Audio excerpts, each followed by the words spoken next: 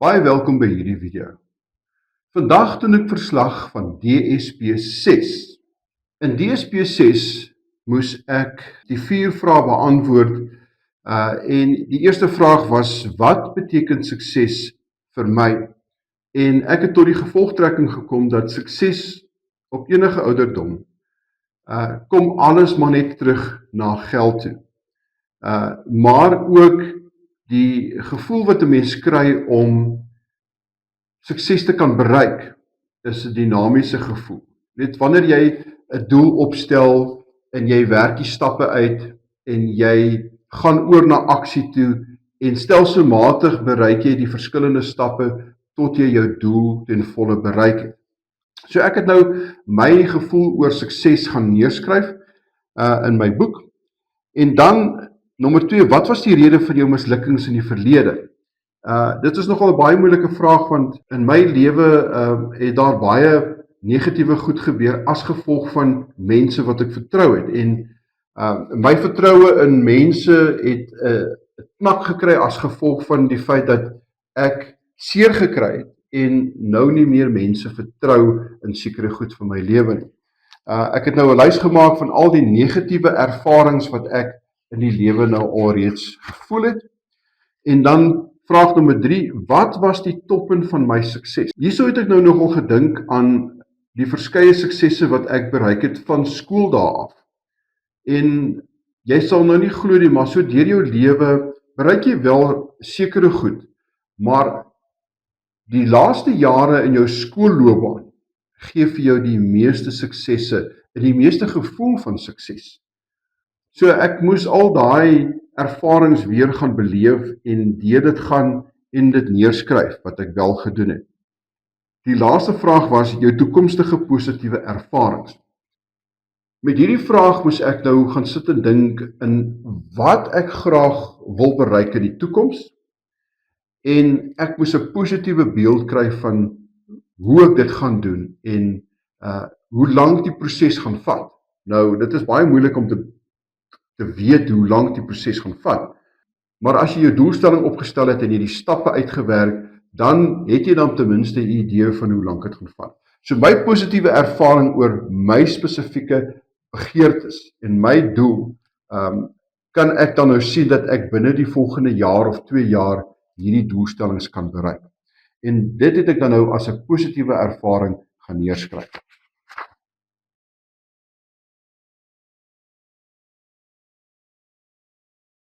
Goed, nou gaan ek oor na so 'n bietjie inligting oor die dinamiese suksesprogram.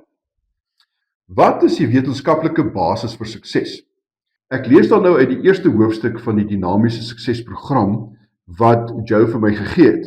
En as jy sou belangstel om 'n afdruk van hierdie eerste hoofstuk te wil hê, al wat jy moet doen is net om te registreer. Jy kan deur middel van WhatsApp registreer of jy kan na die webwerf toe gaan by www.diondsp.com en dan gaan registreer jy as 'n gratis lid en dan sal jy toegang kry tot die dokumentasie van hierdie spesifieke program. Ek lees dan nou vir jou, wat is die wetenskaplike basis vir sukses? Die agtergrond van die wetenskaplike basis vir sukses het in die jare 1950 begin, toe verskeie universiteite in die VSA en groot korporasies pogings aangewend het om 'n wetenskaplike formule vir sukses te bewerkstellig. Die navorsing was uiters duur, maar die voordele van so 'n merkwaardige program sou nie net vir hulle finansiële sukses bring nie, maar ook die geleentheid om die wêreld se ekonomie te kan oorheers en te domineer. Die navorsing en resultate was fenomenaal.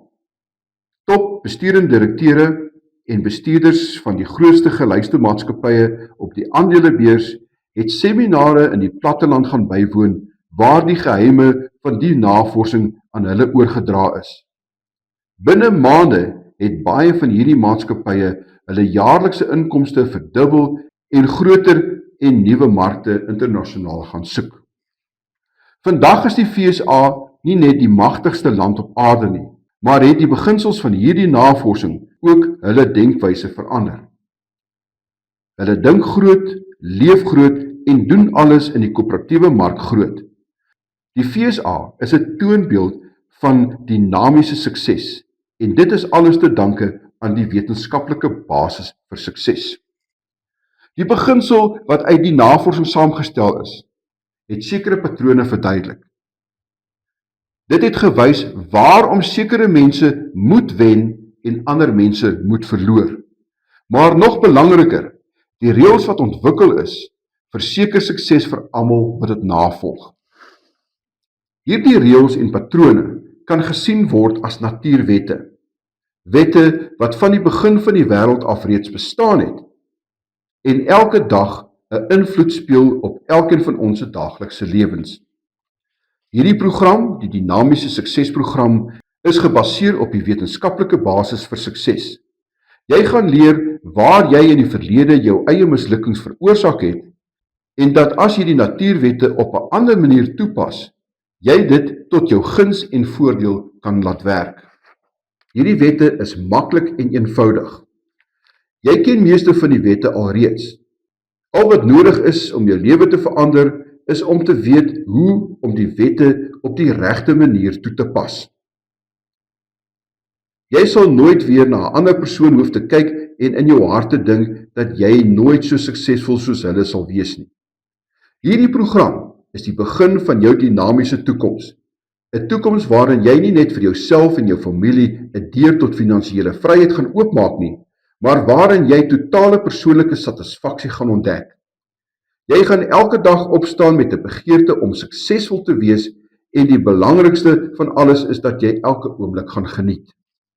As jy regtig van plan is om jou lewe te verander, dan is hierdie program net vir jou.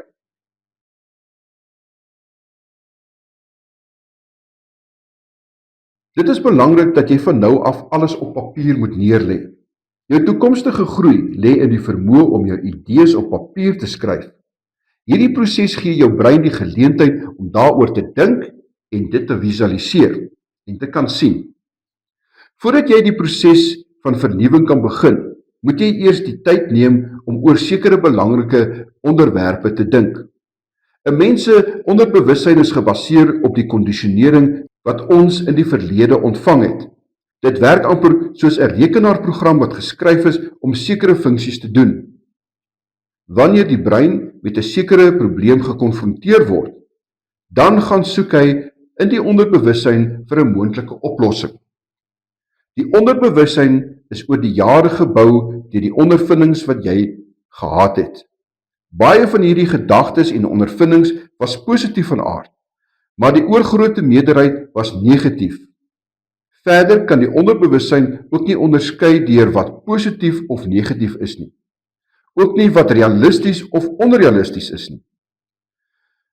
Die onderbewussyn aanvaar alles net soos die brein dit vir hom gee om te stoor.